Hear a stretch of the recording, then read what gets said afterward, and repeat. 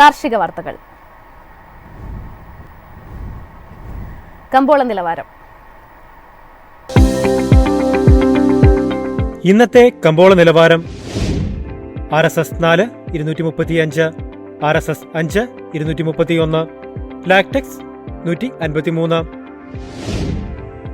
ജാതിക്ക 280, ജാതിപത്രി 1500 മുതൽ 1650 വരെ, ഗ്രാമ്പു 980, അടയ്ക്ക 260, കാപ്പിക്കുരു 220, കൊക്കോ പരിപ്പ് 330, കുരുമുളക് ഗാർബിൾ 66300, കുരുമുളക് അൺഗാർബിൾ 64300, ഏലക്ക 2000 മുതൽ 2050 വരെ, വെളിച്ചെണ്ണ 16500, കൊപ്ര 11300, ചുക്ക് 37000.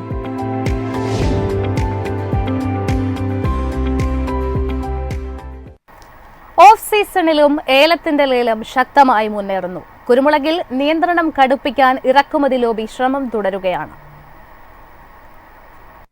സീസൺ മുന്നിൽ കണ്ട് കൈവശമുള്ള ഏലക്ക വിറ്റുമാറാൻ മധ്യവർത്തികൾ നീക്കം തുടങ്ങി.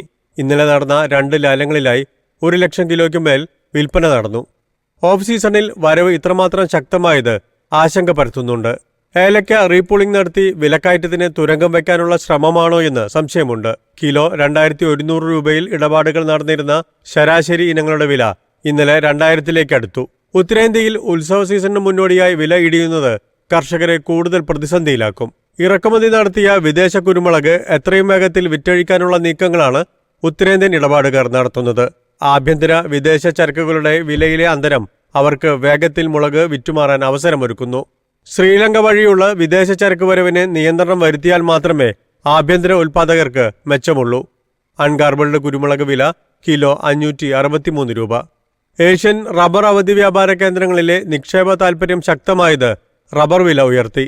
ജപ്പാനും തായ്ലൻഡിനും ഇത് നേട്ടമായി. സംസ്ഥാനത്ത് റബ്ബർ ടാപ്പിംഗിന് ഇന്ന് ആവേശം കുറവായിരുന്നു. കൊച്ചി, കോട്ടയം വിപണികളിൽ 4ാം ഗ്രേഡ് കിലോ 237 രൂപയിൽ വിപണനം നടന്നു. News desk, MyFin TV.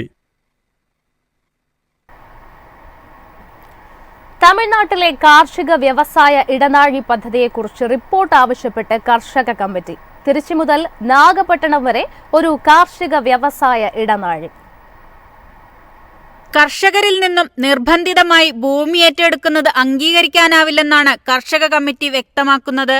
നിർദ്ദിഷ്ട വ്യവസായ ഇടനാഴിയിൽ ഏതുതരം വ്യവസായങ്ങളാണ് എന്നതിനെക്കുറിച്ചുള്ള റിപ്പോർട്ടാണ് തമിഴ്നാട് സർക്കാരിൽ നിന്നും ആവശ്യപ്പെട്ടിരിക്കുന്നത്. കാർഷികാടിസ്ഥാനത്തിലുള്ള വ്യവസായങ്ങൾ സ്ഥാപിക്കുന്നതിന് കർഷകരിൽ നിന്ന് ഭൂമി ഏറ്റെടുക്കാൻ Tamil Nadu state industries promotion corporation നടപടികൾ ആരംഭിച്ചിട്ടുണ്ട്.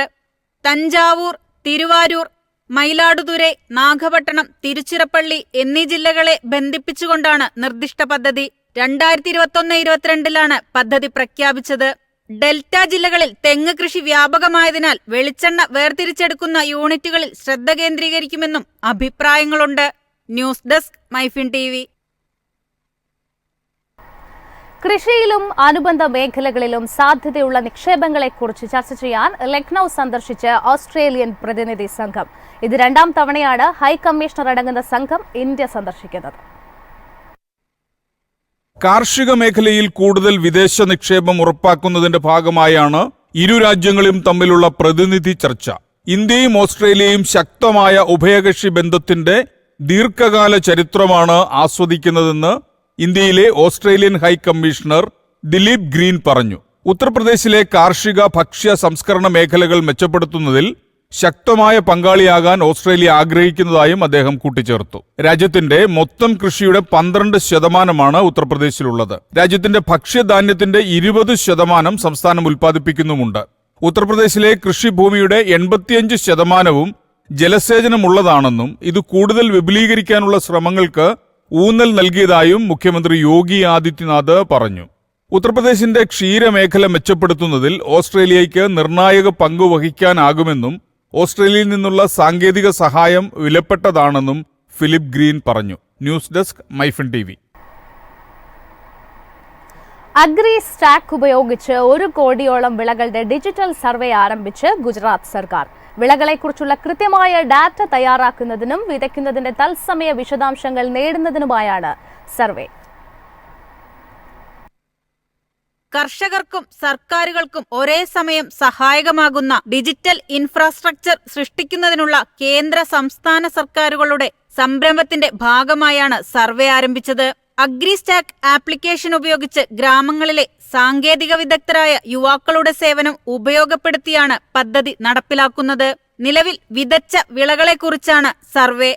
സംസ്ഥാനത്തെ ഭൂരേഖകൾ ഡിജിറ്റൽ രൂപത്തിൽ അഗ്രിസ്റ്റാക്ക് പ്ലാറ്റ്ഫോമിലേക്ക് നൽകിയിട്ടുണ്ട്. ഈ രേഖകളിൽ ഓരോ സർവേ നമ്പറിനും കൃഷിഭൂമിയുടെ പ്ലോട്ടിനും ഓരോ ജിയോ റഫറൻസ് ഉണ്ട്. സമാന പ്ലോട്ടിൽ പോയാൽ മാത്രമേ സർവേയർക്ക് ഒരേ സർവേ നമ്പറിന്റെ വിശദാംശങ്ങൾ ആക്സസ് ചെയ്യാൻ കഴിയൂ. സർവേയർ ഒരു നിശ്ചിത പ്ലാറ്റ്ഫോമിൽ എത്തിക്കഴിഞ്ഞാൽ ഉദ്യോഗസ്ഥന് ആ പ്ലാറ്റ്ഫോമിൽ യഥാർത്ഥത്തിൽ വിതച്ച വിളയുടെ വിശദാംശങ്ങൾ ആപ്പിലൂടെ ലഭിക്കും. ലൊക്കേഷൻ വിശദാംശങ്ങളുള്ള വിളയുടെ ഫോട്ടോകളെടുത്ത് മൂല്യനിർണ്ണയത്തിനായി ആപ്പിൽ അപ്ലോഡ് ചെയ്യുകയും ചെയ്യാം. News desk MyFin TV.